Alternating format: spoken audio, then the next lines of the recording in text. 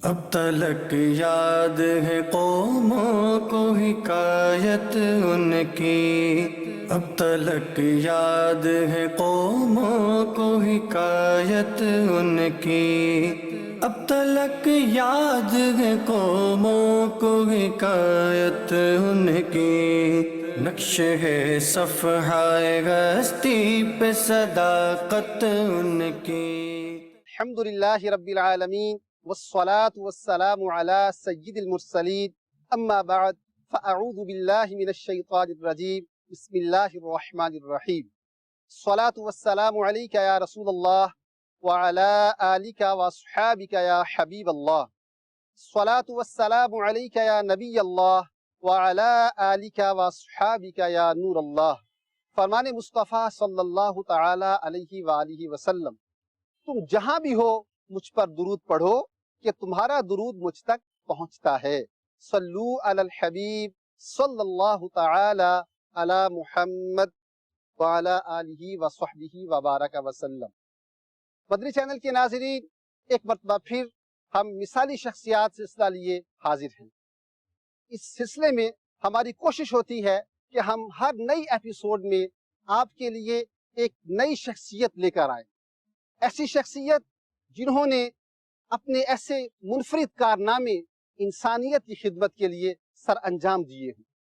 آج جس شخصیت کو ہم آپ کے سامنے پیش کرنے جا رہے ہیں وہ مشہور و معروف صوفی بزرگ، سلسلہ عالیہ سہروردیہ کی عظیم شخصیت حضرت سیدنا بہاؤالدین زکریا ملتانی رحمۃ اللہ تعالی علیہ کی شخصیت ہے۔ انشاءاللہ تبارک و تعالی ہم آج کے سلسلے میں آپ کے سامنے آپ رحمت اللہ تعالی علیہ کی زندگی کے کچھ وہ پہلو بیان کریں گے جو شاید آپ نے پہلے نہ سنے ہوں۔ جی ہاں، انشاءاللہ تبارک و تعالی آج ہم آپ کے سامنے بیان کریں گے آپ رحمت اللہ تعالی علیہ کی اصلاحی خدمات، تعلیمی خدمات، آپ کی سماجی خدمات بھی انشاءاللہ ہم آپ کے سامنے بیان کریں گے، اور اس کے علاوہ انشاءاللہ تبارک و تعالی آپ رحمہ اللہ تعالی کی سیرت کے کچھ نئے پہلو شیئر کریں گے۔ سب سے پہلے آپ رحمہ اللہ تعالیٰ کی زندگی کے بارے میں مختصر باتیں ہم سننے کا شرف حاصل کرتے ہیں۔ حضرت سیدنا بہاؤالدین زکریا ملتانی رحمہ اللہ تعالی 6 صدی ہجری میں پیدا ہوئے۔ رمضان کا مہینہ تھا، 27 تاریخ تھی جب اللہ تبارک و تعالی کے اس عظیم ولی کی اس دنیا میں آمد ہوئی۔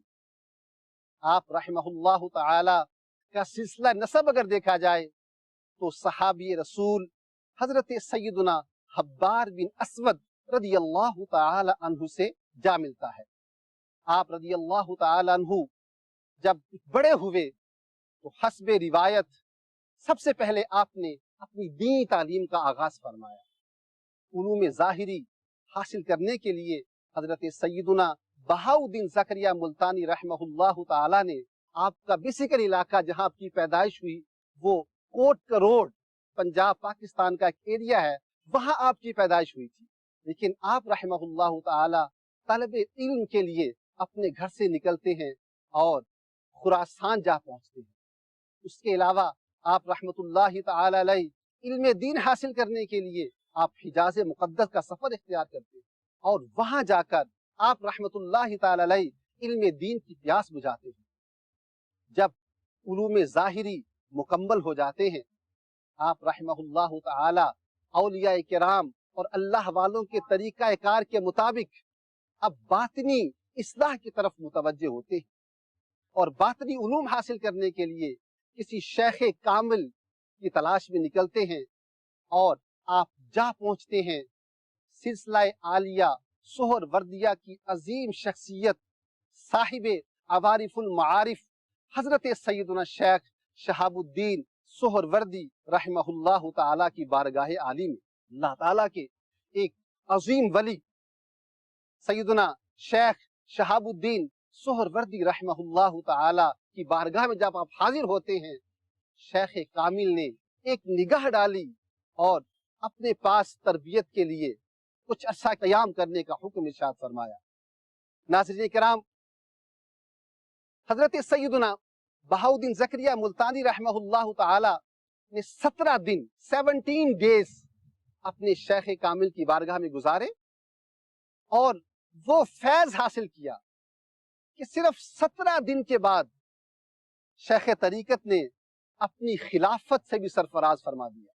ناظرین کرام، 17 دن کے بعد جب شیخ کامل نے اپنے مرید کو خلافت سے سرفراز فرمایا تو دیگر مریدین بڑے متعجب ہوئے، عرض گزار ہوئے، یا حضرت، ہم نے آپ کا معمول یہ دیکھا ہے کہ آپ اتنی جلدی کسی کو خلافت عطا نہیں فرماتے، لیکن اس کے برخلاف بہاؤالدین پر ایسا کرم، کیا وجہ ہے؟ شیخ نے جواب ارشاد فرمایا، دیگر لوگ میرے پاس آتے ہیں تو وہ ایک گیلی لکڑی کی طرح ہوتے ہیں، جبکہ جب میرے پاس بہاؤالدین زکریا آئے تو یہ ایک سوکھی لکڑی کی طرح تھے۔ عشق الہی کی ایک پھونک نے ان کے اندر محبت الہی کی آگ بھڑکا دی اور انہوں نے اپنے مقام کو حاصل کر لیا، اسی لیے میں نے ان کو خلافت عطا فرما دی۔ آپ رحمت اللہ تعالی علیہ پیر و مرشد کے فیضان کو لیے ملتان شریف پہنچ جاتے ہیں۔ وہاں جا کر آپ مخلوق کے خدا کی خدمت کا فریضہ شروع کر دیتے ہیں۔ آپ رحمہ اللہ تعالی نے تھوڑے ہی عرصے میں اپنے حسن اخلاق اور اعلیٰ کردار کی بدولت لوگوں کے دلوں میں گھر کر لیا۔ آپ رحمت اللہ تعالی علیہ ایک زمانے تک مخلوق کے خدا کو فیض یاب فرماتے رہے۔ پھر جب آپ کا آخری وقت آیا، 7 صفر المظفر 661 سنہ ہجری کو آپ رحمت اللہ تعالی علیہ اپنے خالق حقیقی سے جا ملے۔ آپ علیہ رحمہ کے وصال کا واقعہ کتابوں میں بڑا عجیب لکھا ہے۔ ایک دن آپ رحمہ اللہ تعالی اپنی خانقاہ میں عبادت میں مصروف تھے۔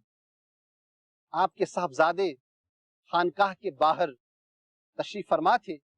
اچانک ایک شخص حاضر ہوا، اس کا چہرہ بڑا نورانی تھا۔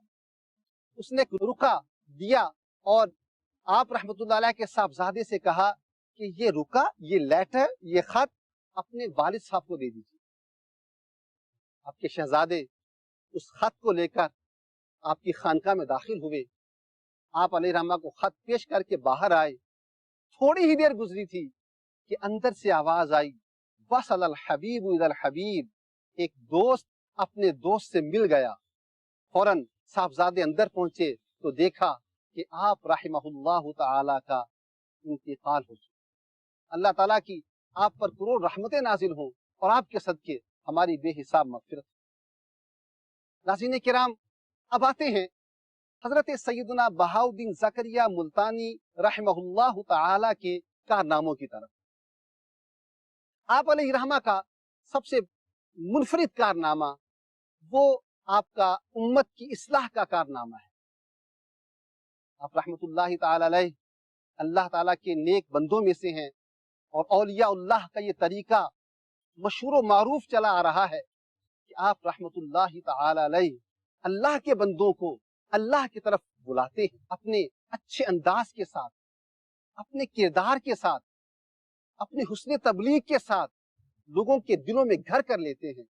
جب لوگ ان کے پاس آتے ہیں، ان کے حسن اخلاق کے گرویدہ ہو جاتے ہیں، تو پھر یہ اللہ کی مخلوق کو اللہ کی طرف متوجہ کرتے ہیں۔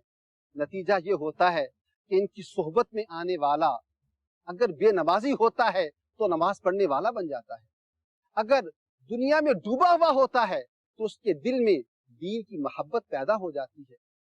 آپ رحمہ اللہ تعالی نے لوگوں کو اسلام کی طرف لانے کے لیے، مخلوق کے خدا کی خدمت کے لیے اور ان کی آخرت کی بہتری کے لیے جو طریقہ کار آپ نے استعمال فرمایا، وہ اس میں سے ایک طریقہ یہ تھا کہ آپ رحمہ اللہ تعالی نے ایک مدرسہ قائم فرمایا۔ مدرسہ جسے دارالعلوم کہا جاتا ہے، جامعہ بھی کہا جاتا ہے، اور اگر یہ کہا جائے کہ آج کی اصطلاح میں اسے یونیورسٹی کہا جائے تو شاید یہ غلط نہ ہو۔ آپ رحمت اللہ تعالی علیہ نے آج سے 800 سال پہلے، مدنی چینل کے ناظرین غور کیجئے گا، آج نہیں، آج سے 800 سال پہلے آپ رحمت اللہ تعالی علیہ کا ویژن کیا تھا کہ آپ نے اس زمانے میں ایک ایسے انسٹیٹیوشن، ایک ایسے ادارے کی بنیاد رکھی کہ جس میں لوگوں کو علم و عمل کی تربیت دی جاتی تھی۔ آپ رحمت اللہ تعالی علیہ کے اس مدرسے، اس یونیورسٹی کا ایک بنیادی مقصد علم کی اشاعت تھا۔ اس پرپس کے لیے آپ نے اس مدرسے کا قیام فرمایا۔ اس کے ساتھ ساتھ آپ رحمت اللہ تعالی علیہ کا ایک اور مقصد اس یونیورسٹی کے قیام کا یہ بھی تھا کہ اس یونیورسٹی سے ایسے اسکالرز تیار کیے جائیں، ایسے علماء تیار کیے جائیں کہ جو دین اسلام کے پیغام کو لے کر اطراف و اکناف عالم میں پھیل جائیں اور اسلام کی خدمت کا فریضہ سر انجام دیں۔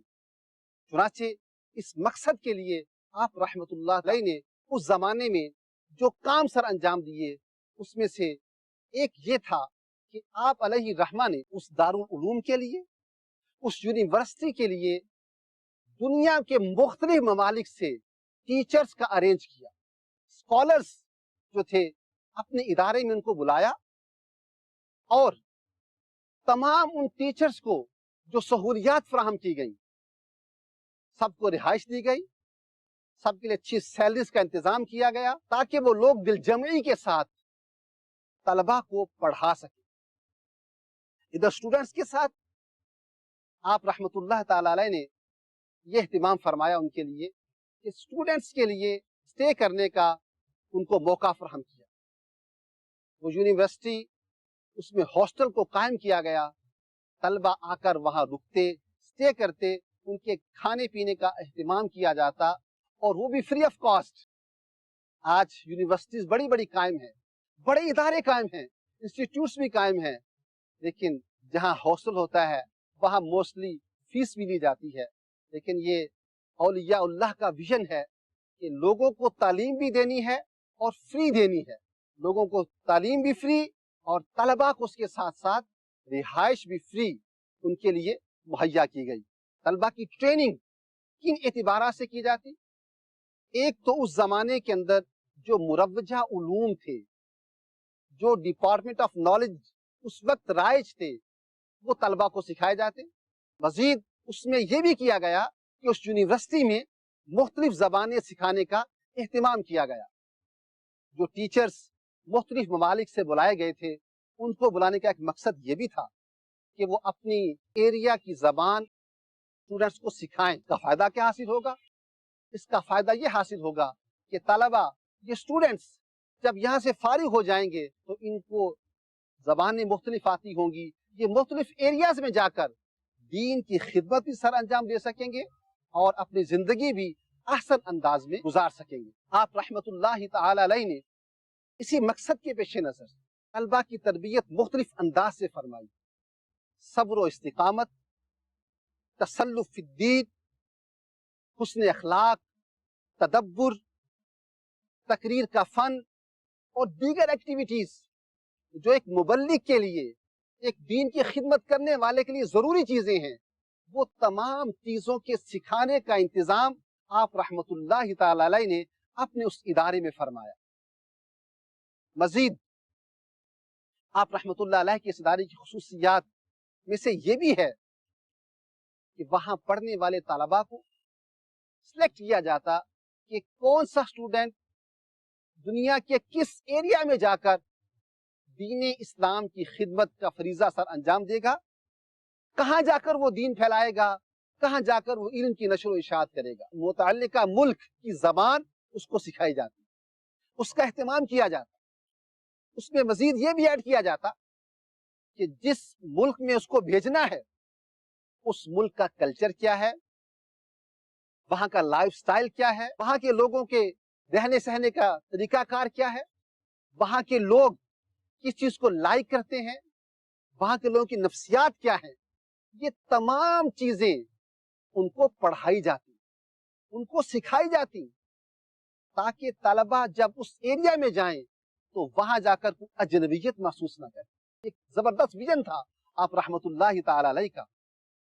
ناظرین کرام، مزید اس میں یہ بھی آپ رحمت اللہ علیہ نے ایڈ فرمایا کہ طلبہ کو جب روانہ کیا جاتا، جب انہیں بھیجا جاتا مختلف علاقوں میں، جب ان کو روانہ کیا جاتا اس وقت ان کو ساتھ ہی کچھ نہ کچھ تجارت کا سامان بھی دیا جاتا، یعنی طلبا کو یہ ذہن دیا جاتا کہ آپ جس ایریا میں جا رہے ہیں وہاں جا کر آپ ٹریڈنگ کریں گے، آپ تجارت بھی کریں گے، ساتھ دین کی خدمت بھی کریں گے، تاکہ معاشی طور پر کوئی پرابلم آپ کو نہ ہو۔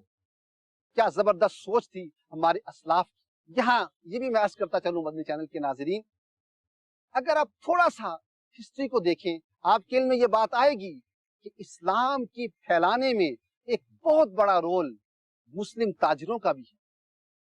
جی ہاں، ٹریڈرز، تاجر جس علاقے میں گئے، جس ملک میں پہنچے، انہوں نے وہاں جا کر اپنا مال ہی نہیں بیچا، صرف بزنس ہی نہیں کیا، بلکہ اس کے ساتھ ساتھ اپنا کردار ایسا بنایا، لوگوں کے ساتھ اتنا اچھا ٹریٹ کیا کہ لوگ نہ صرف ان سے مال خریدتے، نہ صرف ان کے کلائنٹ بنتے، بلکہ ان کے حسن اخلاق کے گرویدہ ہو کر وہ دائرہ اسلام میں داخل ہو جاتے۔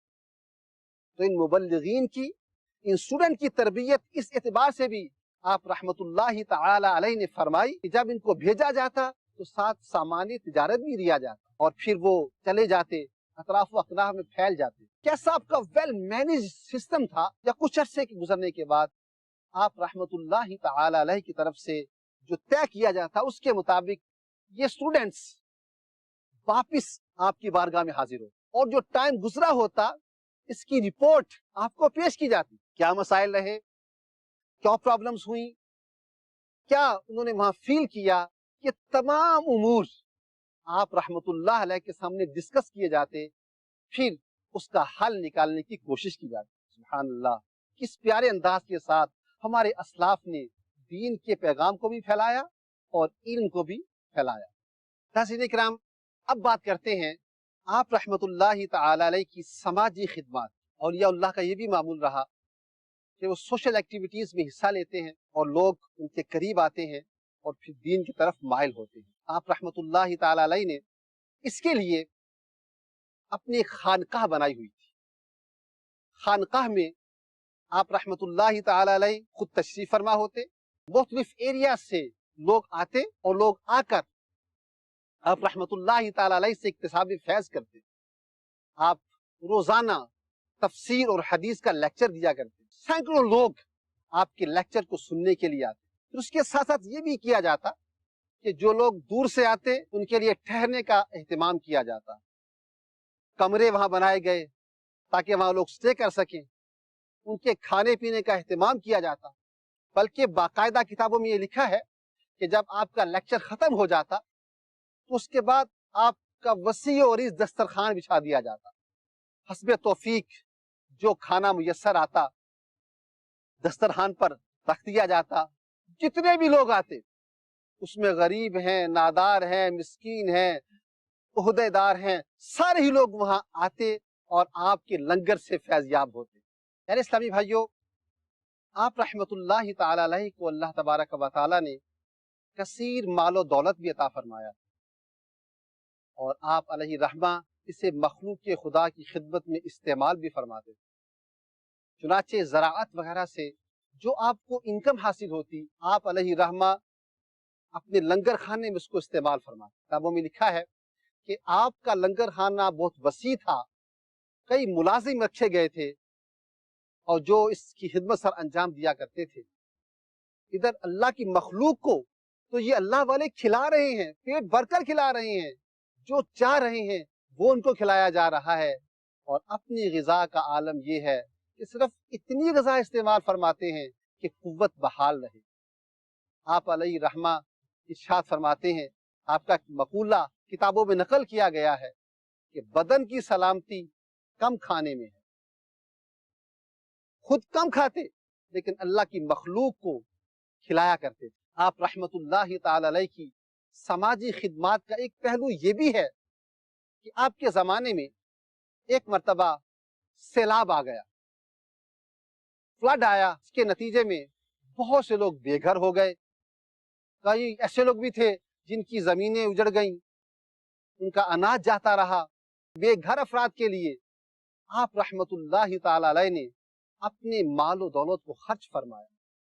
چنانچہ کتابوں میں لکھا ہے کہ آپ رحمت اللہ تعالی علیہ نے فلڈ وکٹمز کے لیے، سیلاب سے متاثرہ لوگوں کی ہیلپ کے لیے آپ نے بے گھروں کے لیے گھروں کا ارینج فرمایا، جن کا اناج ضائع ہو گیا تھا، جن کا غلہ ضائع ہو گیا تھا، ان کے لیے غلہ کی فراہمی کا سامان فرمایا، جن لوگوں کے مال و دولت چلا گیا تھا آپ رحمت اللہ تعالی علیہ نے ان کے لیے مال و اسباب کا اہتمام فرمایا۔ مدنی چینل کے ناظرین، آپ رحمت اللہ تعالی علیہ ایسی شخصیت تھے کہ بعض اوقات ملتان کا والی بھی آپ سے کسی چیز کی ڈیمانڈ اور مطالبہ کیا کرتا۔ ایک واقعہ کتابوں میں لکھا ہے، ایک مرتبہ ایسا ہوا کہ ملتان کے والی کو غلے کی ضرورت پڑ گئی، تو اس نے آپ سے رجوع کیا۔ آپ رحمت اللہ تعالی علیہ ایسے سخی تھے کہ آپ نے جیسی اس کی ڈیمانڈ تھی اس کی ڈیمانڈ کے مطابق اس کو غلہ عطا فرمایا۔ جب اس کے ملازم وہ غلہ لے کر وہاں پہنچے تو انہوں نے دیکھا کہ غلے کے اندر ایک مٹکا ہے جس میں چاندی بھری ہوئی ہے۔